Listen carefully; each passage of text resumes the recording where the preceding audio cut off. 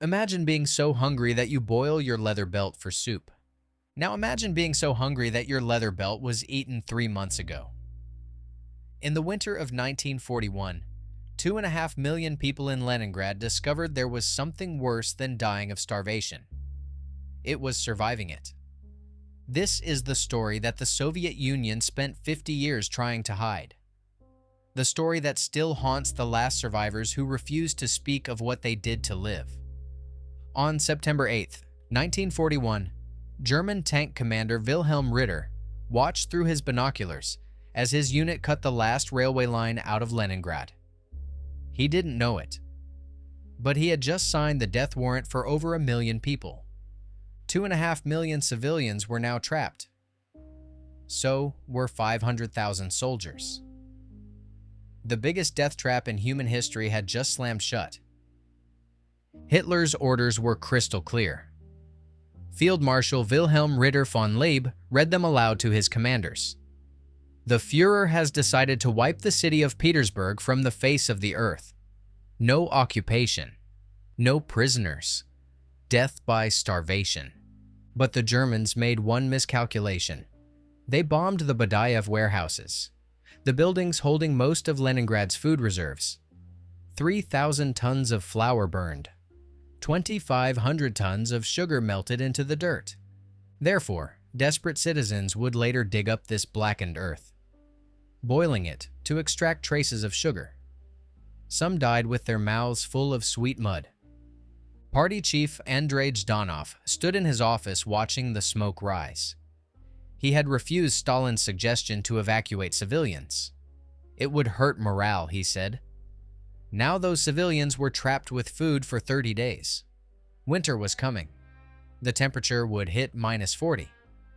The first ration card seemed generous. Workers got 800 grams of bread daily.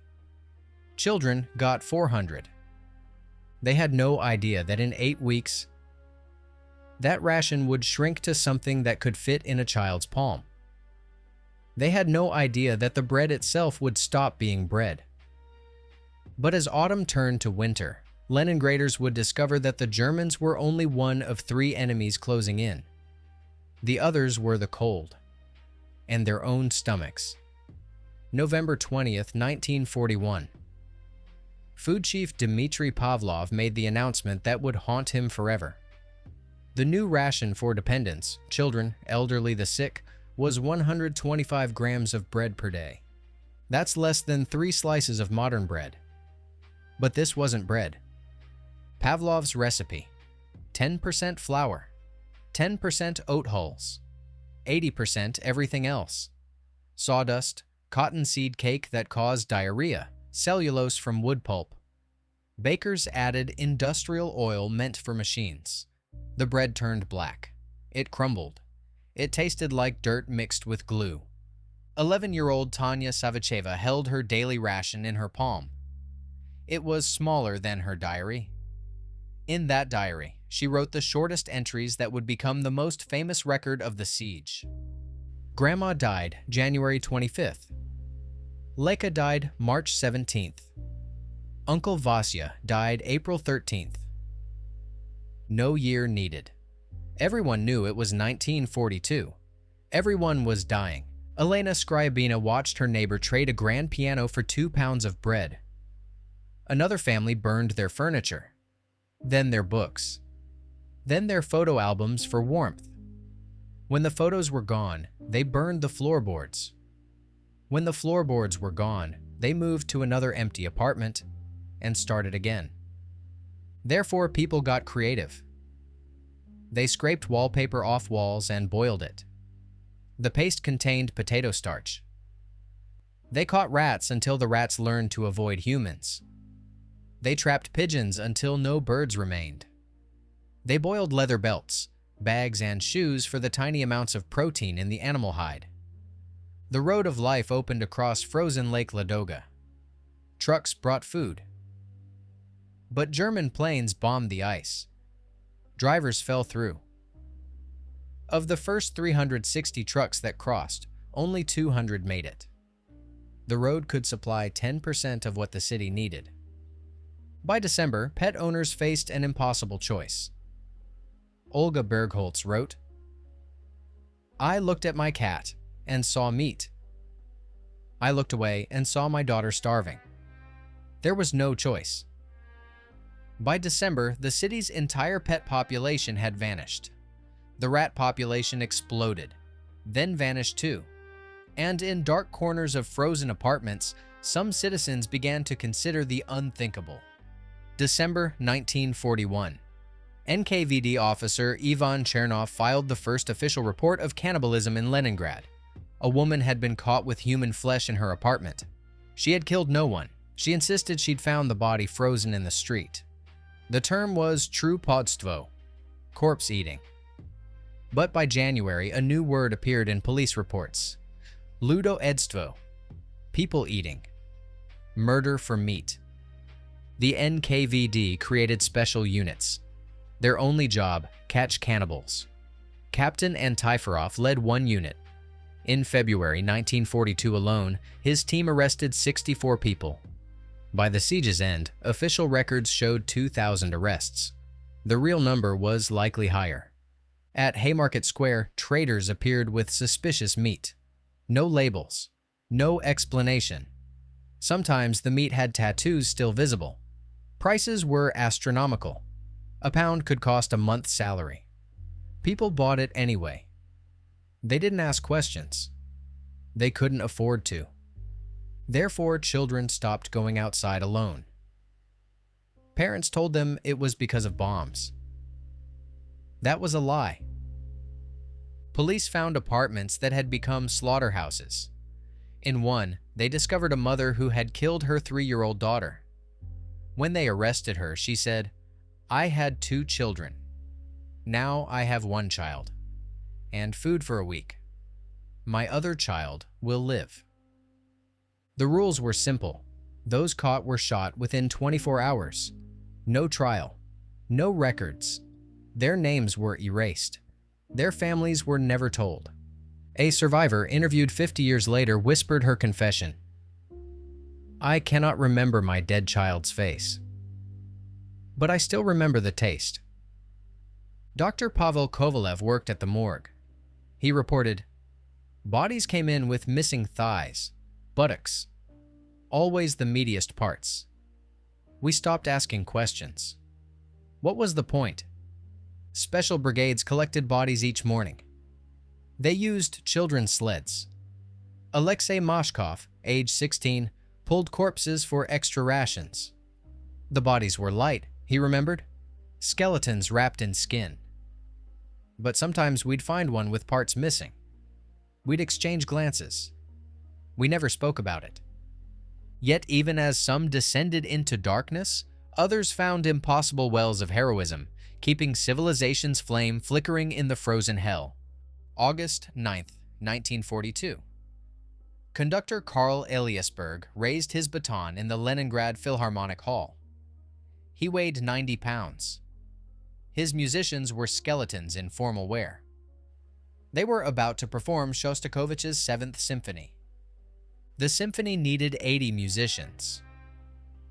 Only 15 from the original orchestra were still alive. Therefore, they recalled musicians from the front lines. One trumpet player was too weak to blow his instrument. They gave him 3 days of extra rations to build strength. During rehearsal, 3 musicians died. They were replaced. The performance must go on. The concert was broadcast on loudspeakers aimed at German lines. For 80 minutes, starving musicians played a symphony about their city's defiance. When they finished, there was silence. Then, from the German trenches, applause. But the greatest heroism happened at the Vavilov Institute of Plant Industry. Inside were seeds, tons of them. Rice, wheat, corn, potatoes. Enough to feed thousands. These seeds were meant to replant Russia after the war. Scientist Dmitry Ivanov guarded the rice collection. He died at his desk, surrounded by bags of rice. He had not eaten a single grain. Alexander Shchukin protected the groundnut collection. His colleague found him dead, a pile of peanuts untouched beside him. His last note read, "These are for the future of Russia." 28 scientists starved to death protecting food. Each could have survived by eating what they guarded. None did. Therefore, when spring 1942 arrived, survivors planted vegetables everywhere. Parks became potato fields. Palace Square became a cabbage patch. They planted between tram tracks, in bomb craters, on rooftops. Every inch of earth grew food. The road of life improved. Engineers doubled the ice road's capacity. They built an oil pipeline under Lake Ladoga. By summer 1942, 1.5 million people had been evacuated. Rations increased. 500 grams of bread by July. Real bread, not sawdust. People cried when they tasted it. As 1942 dragged into 1943, the noose slowly loosened. But the scars left on those who survived would never heal. January 27, 1944. Red Army soldier Viktor Simonov entered Leningrad through the broken German lines. He wrote to his wife, "I have seen hell. The city is a graveyard. The living look worse than the dead." 872 days. That's how long the siege lasted. The numbers are incomprehensible. Of 2.5 million civilians, only 700,000 remained in the city. Where did the rest go? 1.5 million died. More humans than America and Britain lost in all of World War II combined. 11,000 died on December 1941's worst day. That's one person every 8 seconds, for 24 hours. But Stalin wanted the horror hidden. The NKVD sealed all cannibalism files. Officials destroyed diaries that mentioned it. Survivors who talked were arrested. The message was clear: heroes don't eat their children. At the Nuremberg trials, Soviet prosecutors presented the siege as pure heroism. No mention of cannibalism. No mention of parents choosing which child got the dead child's ration card. No mention of the meat markets. The official history said 1 million died. The real number was likely higher. Mass graves at Piskaryovskoye Cemetery hold 500,000 bodies. Most are unmarked. Families never learned what happened to their loved ones. Therefore, survivors developed siege syndrome. They hoarded bread decades later. Nina Savicheva kept hundreds of pounds of flour in her apartment until she died in 1982. She lived alone. The flour was for when the Germans come back. Survivors couldn't waste food. Vera Rogova would eat moldy bread rather than throw it away. Her daughter found her crying over a dropped crumb in 1975. "You don't understand," she said. "This crumb could have saved someone." Liberation footage shows Soviet soldiers finding apartments full of carefully wrapped corpses. Families couldn't bury them in frozen ground. Other apartments contained suspicious cuts of meat, human bones in cooking pots. The Siege of Leningrad stands as history's deadliest siege. But more than that, it remains proof of both humanity's capacity for unimaginable cruelty and its desperate will to survive. Walk through modern St. Petersburg. You'll see a plaque on Nevsky Prospect, "Citizens." This side of the street is more dangerous during artillery bombardment. They've kept it for 80 years. The last survivors, fewer than 50,000 in 2024, still flinch when they see bread thrown away. Tamara Kondratyeva, age 92, keeps crackers in every room. "You never know," she says. "You never know." At Piskaryovskoye Cemetery, the mass graves stretch for acres. The memorial says, "No one is forgotten, nothing is forgotten." But that's not true. Most names are forgotten. Most stories were never told. Russia still fights over how to remember. Was it heroic resistance or unspeakable horror? President Putin's older brother Viktor died in the siege. Putin was born after the war. His mother survived by fainting during a corpse collection. She woke up on a pile of bodies. His father found her just before burial. The answer is both, heroes and cannibals. Scientists who starved protecting seeds and mothers who ate their children. The same person could be both, depending on the day, depending on how many days without food. Here's what Leningrad teaches us. Any city is 3 weeks of food away from collapse. London, New York, Tokyo. It doesn't matter. Cut the food supply. Wait 3 weeks. Watch civilization end. Grocery stores hold 3 days of food. Distribution centers hold 2 weeks.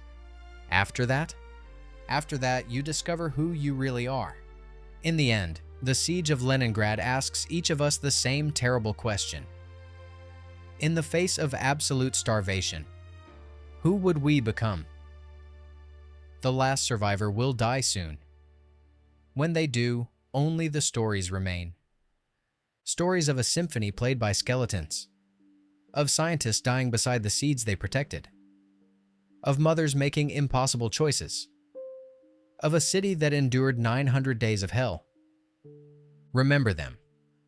Not because it's history. Remember them because it's a warning.